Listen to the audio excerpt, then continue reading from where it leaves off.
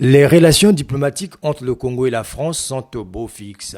Le ministre congolais en charge de la communication et des médias, porte-parole du gouvernement, l'a affirmé lors de la quinzaine gouvernementale.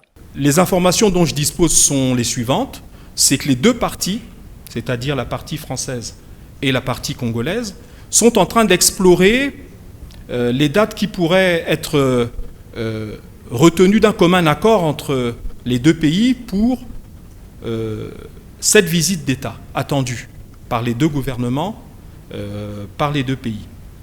Donc sur le plan diplomatique, nous pouvons considérer qu'il n'y a aucun nuage qui obscurcit le ciel de nos relations.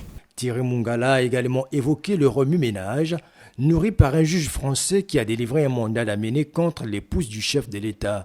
À ce sujet, le ministre de la Communication a indiqué à la presse qu'il ne s'agit pas des relations d'État, mais de l'agitation d'un juge motivé par des considérations idéologiques.